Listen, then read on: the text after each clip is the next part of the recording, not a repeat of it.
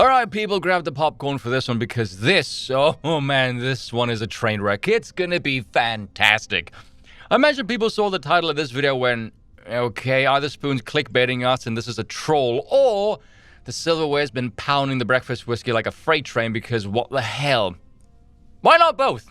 Now in a community post a while ago, I mentioned making a video on something so incredibly stupid is making me concoct wacky theories that make far more sense to me than what I'm seeing. So allow me to show you the video in question.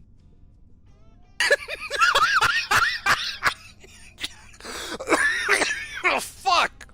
Oh, God bless the cancer man, that laugh is gold. The bit that I couldn't stop laughing at is the quiet part out loud. What you mean, quiet part out loud? You idiots have been screeching my mustache man for going on 10 bloody years. What world do you live in? It must be nice to have a horde of lemmings for an audience all struggling to peak above an IQ of about 85. You can say the most off-the-wall crazy shit with no criticism whatsoever. So with that being said, this is my wacky theory here. Kulinski is secretly a Republican plant designed to fuck up the Democrats. And the reason I choose to believe this, aside from the fact that it's much funnier this way, is I refuse to believe that anyone who claims to be involved with politics for over a decade is that stupid. Or another theory, and this one is even funnier, is that he is so disconnected, his delusions actually end up helping the opposition because all he does is peddle the same loser talking points indefinitely, seeing as he has no competent political feedback mechanism because to him, this is a toxic blend of an ideological ego being massaged by fiscal manipulation. His commentary is not based on political realism, merely virtuous leftist flexing. Kulinski is the political equivalent of the village madman on the soapbox with a megaphone. Again, this is why he sounds either stupid or insane. Do keep that in mind. Don't look at him as a political commentator. Think of him more as a comedy prop. I'm not going to play the whole video, for I can only handle so much stupidity at once. Just play a couple of bits here and there. Do stick around though, because I'm going to end it with some theory about ethical consumption that will hopefully make some of you rather uncomfortable. All right, y'all, welcome to the show. We are jam-packed today, as you're about to see. So in just a second, Tim Walz emerges from hiding, and he is no longer playing around. Okay, curious way to start the video. Emerges from hiding, no longer playing around. Are you suggesting that he was playing around whilst in hiding? What does that mean? Carl, do you understand that when people are in hiding, it's usually because they've done something wrong? They need to self-reflect or let their actions slip out the minds of the public's collective consciousness, or they've got a compulsive drinking problem. Walz is waltzing right back onto the scene, no pun intended, and is doing the exact same shtick that lost him the election the last time around. Safe to say he's got the political wits of a bucket of paint thinner. Legitimate losers tend to disappear from the political arena. That's why Obama is rarely seen, Hillary Clinton has borderline vanished, and Biden is praying he's forgotten due to scathing mountains of corruption. The only one left standing is Trump. Do explain 2020 to 24 for us, why don't you? No, seriously, I want to see you explain that, seeing as everything you predicted in the general was wrong. The complete opposite of your prediction came to fruition, and you learned absolutely nothing, as we shall see. Let's start with this one. So, Tim Walz has seemingly emerged from hiding. Let's just pause and take stock of this picture. This is what these plebs think is going to win them elections. I love how Kulinski says, "Oh, I don't do any advertisements. I never spoken to a corporation or a millionaire. This is real grassroots independent media." Now let me praise everything on mainstream media left at Joe Manchin and wax the scrotum of every politician I want in power, even though they're all guilty of the morally reprehensible behavior I disclaimed I'm not.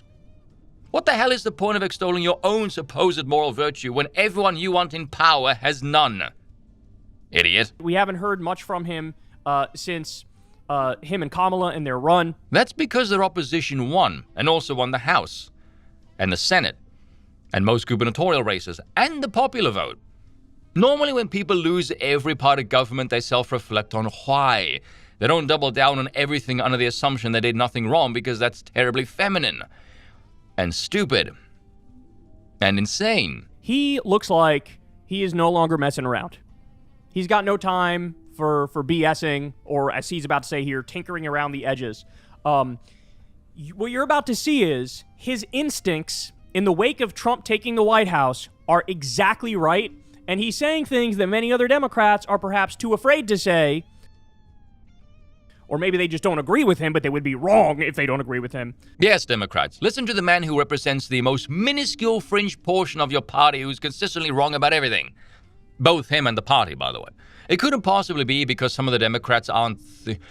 No, I take that back. The Democrats are all mentally out to lunch. Bizarrely, I think the most reasonable Democrat right now is probably John Fetterman, which... I don't even need a punchline for that. It's not even a joke, and yet it's still hilarious. I hear the thing out there is that when we get back, which we'll fight, I'll tell you what people are going to expect is they're not going to expect us to tinkle around the edge with the ACA. They're going to expect universal health care. Let's just pause on that real quick. He's like, all right, man, incrementalism, we tried it. Enough. Forget, like, more subsidies for the ACA. People are going to want universal health care. You don't want subsidies, you want universal health care. So you don't want government intervention. No, you want total government control.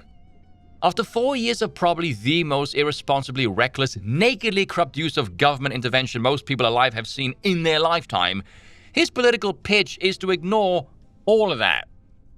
It's like people are mentally trapped in 2015, isn't it? I like how he thinks incrementalism is a problem. Yes, incrementally going in one direction for over 100 years might make people go, holy hell, we've created a monster. When you look at a situation like we're witnessing right now, with a literal robber baron coup... That's not a real thing, cope harder, Spice Boy. ...and the destruction of the administrative state and the regulatory state, and the insanity of Donald Trump.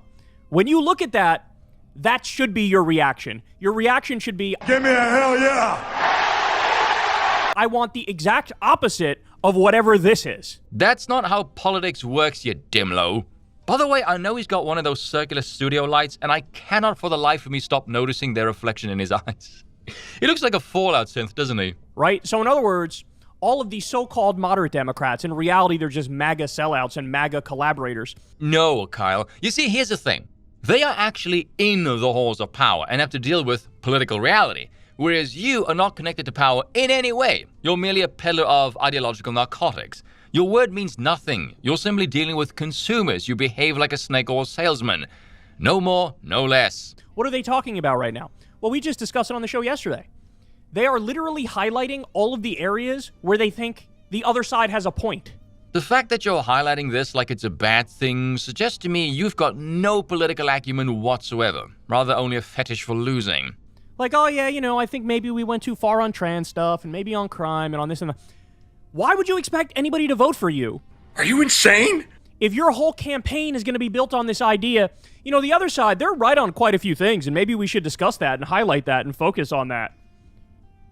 Why would anybody vote for you? I don't want to simply dismiss anyone that disagrees with me as an idiot, but this one is legitimately one of the stupidest people on this platform. He makes more sense as a comedy sketch. And so what Tim Walz is saying here is, look, man, enough with the incrementalism. We tried it. That helped pave the road to get us where we are now. People are going to want universal health care, and they're going to be correct to want universal health care. How does that even make sense? So we need politicians who represent that ideology and that philosophy. Yeah, what a great idea that is. Let's go in the total opposite direction and oppose the most popular political agenda of this century and advocate for everything that just landed us this devastating loss. You don't deserve representation just because you exist. Universal suffrage is an ideal and a moronic one at that. Yeah, let's advocate for even more government after we're still scratching the surface of the colossal mountain of waste, fraud, and Lord knows what other unnecessary spending the government's been embarking on for countless decades. Yeah, okay, evidently I also need to realize that some people can't learn for insert comical reasons here. He actually goes on to say what the Harris campaign did wrong was stifle Tim Walz. What it needed was more of him. Yeah, what they needed was someone further left and a more Disney-esque version of Mr. Magoo. They were simultaneously muzzling him, being too conservative, yet also praising the strategic aggressive brilliance of calling his opposition weird. I mean, he's the one who came up with the holy shit, these right-wingers are weird, bro. Yes, they're authoritarian, they're all the other negative things too, but they're fucking weird. Right? He was bringing up the meme of J.D. Vance fucking couches at the rally speeches. I want you all to pause and recognize, this man just cheered the creation of a meme involving the opposition fornicating with a piece of furniture, under the assumption it would improve polling numbers. What are we doing here? And at that time, by the way, Kamala had like a 6-point lead in the polls. And then you use those obviously cherry-picked polls to make catastrophically poor predictions because you're not interested in concrete political analysis. No. You're a Walmart version of a news anchor operating under the illusion you have the same pull as a corporate news outlet, believing you can somehow shape popular opinion and therefore direct the political winds. Considering you remain stubbornly boneheaded, unchanged, and whistling the same loser tune for over 10 years, no one sane would mistake you for something credible. I mean, he said Harris would take all 7 swing states. Literally, his entire Harris forecast was done by Trump. This is such a narrow-minded, one-dimensional, and frankly feminine view of politics, especially post-defeat. It reveals either cognitive impairment beyond repair or cult-like zealotry spurring on a borderline sociopathic level of pathological lying. I mean, his perception of politics simply involves gravitating towards whatever figure most caters to his completely delusional concept of government, whilst ignoring literally everything else. No pontification about what constitutes competent statecraft. No, just what appeals to his uber-feminine sensibilities. He's a poster boy for wishless politics. It's insane. You can't be pro-rainbow hippies whilst calling everybody else weird. It's like possessing the world's fattest ass and mocking everybody else for being obese. This wanker has no idea how democracy or even basic math works. I know this because I recall years ago during Bernie's early run, he openly admitted he doesn't understand why during the primaries people campaign on progressive issues, yet during the general they pivot to the center. It is because most people are not progressive.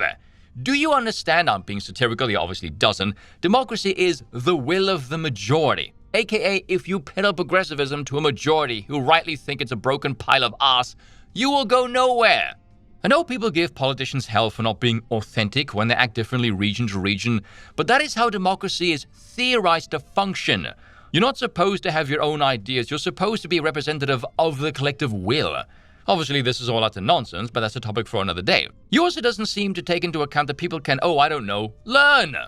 Those who have any semblance of common sense and aren't cognitively impaired will recognize progressivism doesn't work and will inevitably shift the hell away from the fairy tale delusion that is leftism. By the way, this is why so many women are drawn to the leftist sphere of politics and why so many men who are soy. It's designed to appeal to reality-defying idealism and emotion. Or how dare Trump appoint loyalists to prominent political positions? Why on earth would the chief executive, who just clean sweep the entire government, appoint people who would impede him? Loyalism is the fuel of the political engine. How stupid are you? We're not even a third into this video and I can't handle any more of this bollocks, so I want to deviate onto something far more interesting. The ethics of this kind of content, which is a bit of a tricky vessel to navigate considering it involves speech and therefore is protected under the First Amendment, and so I wish to subvert this and instead reframe it through a different lens. Production, consumption, and reaction. Start with a simple ethical quandary. This is real grassroots independent media.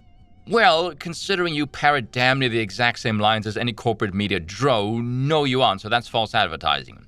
Now, you can try and make the claim you aren't funded by the same powers, but if you regurgitate the exact same propaganda, well then the so-called financial independence has no effect on differentiating your content from the corporate drones.